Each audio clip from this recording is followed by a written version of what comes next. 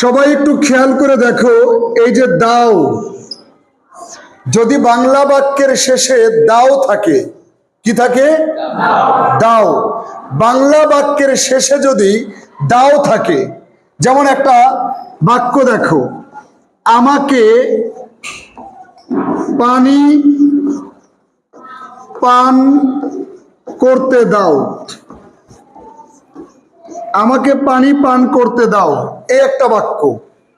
দাওয়ের রহস্য, দাওয়ের যে একটা রহস্য আছে ইংরেজিতে, সেই রহস্যটা তোমাদেরকে বুঝতে হবে। আমাকে পানি পান করতে দাও। এবার এই বাক্যটা দেখো, আমাকে আমাকে পানি দাও, আমাকে পানি দাও। একটু খেয়াল করো তো বাবা, এই যে এখানে তাকাও তো একটু, এই যে দাওয়ের আগে পান করা, পান করা একটা কাজ। পান করা কি? দাওয়ের আগে পান করা একটা কাজ। কাজ মানে হলো ভার্ব। কাজ মানে কি? ভার্ব। দাওয়ের আগে আছে ভার্ব, দাওয়ের আগে আছে কাজ। এই বাক্য দেখো, দাও, দাওয়ের আগে আছে পানি। পানি তো কোনো কাজ না, পানি একটা নাম, একটা নাউন। কোনো কিছুর নাম মানেই নাউন। যদি না বোঝো ভেবে নেবো ব্রেনটা ডাউন, থাকা উচিত নয় ঢাকা টাউন। ঈদের দিনে চুল করতে পারবো না ব্রাউন, পড়তে পারবো না ইংরেজির ক্রাউন। কোনো কিছুর নাম মানেই নাউন। ওকে, এই যে দাওয়ের আগে আছে নাউন, নাউনটা হচ্ছে পানি।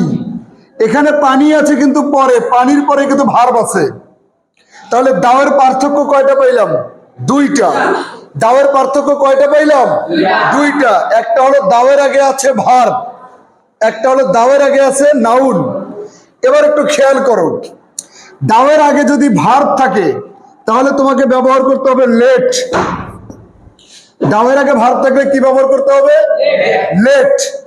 যদি ভার্ব থাকে তাহলে লেট। লেট আমাকে, এটার ইংরেজি মি, লেট মি। পান করা, এই যে verb drink, let me drink, আমাকে পান করতে দাও। কি? পানি, ওয়াটার। তার মানে যদি ভার্ব হয় তাহলে বসবে লেট। তাহলে কি বসবে? আমাকে ঘুমোতে দাও, দাওয়ার আগে ঘুমানো, ঘুমানোটা ভার্ব, এই জন্য হবে লেট মি স্লিপ। আমাকে খেতে দাও, দাওয়ার আগে খাওয়া, এটা ভার্ব, তাহলে হবে লেট মি ইট। দাওয়ার আগে আছে দৌড়ানো, দৌড়ানোটা ভার্ব, লেট মি রান।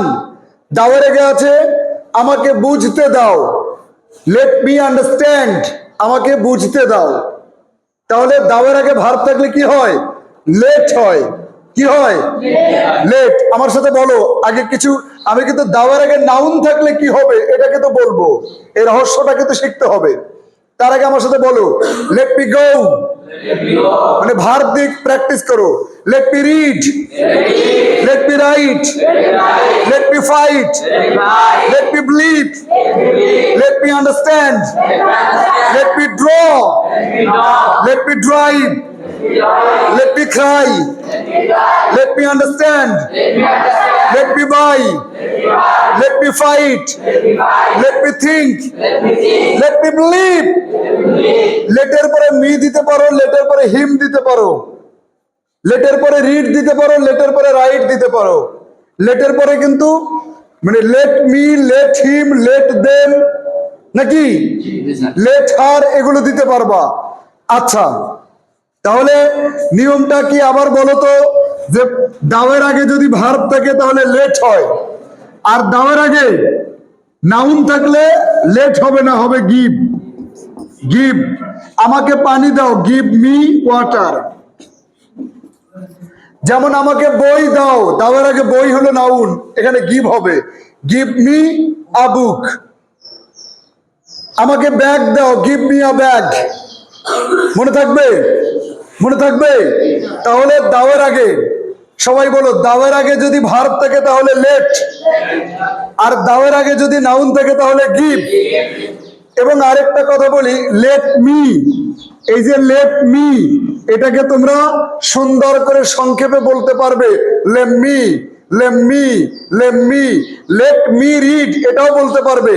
আবার বলতে পারবে, let me read, let me write, let me fight, let me, let me, let me। আবার যে গিভ মি, গিভ মিটাকে গিভ মি বলতে পারবা, আবার বলতে পারো গিভ মি, ম হবে give me, give me, give me, give me a book, give me a bag, give me a pen, give me a book, give me a chair, give me a mobile. বোঝা গেল? তাহলে দাওয়ের আগে ভার বলে, সবাই বলো, দাওয়ের আগে ভার বলে কি হয়? লেট। দাওয়ের আগে নাউন হলে কি হয়? গিভ। দাওয়ের আগে ভার বলে কি হয়? লেট। দাওয়ের আগে নাউন হলে কি হয়? গিভ। লেট মি কে কি বলা যায়? Let me. গিভ মি কে কি বলা যায়? Give me. ধন্যবাদ।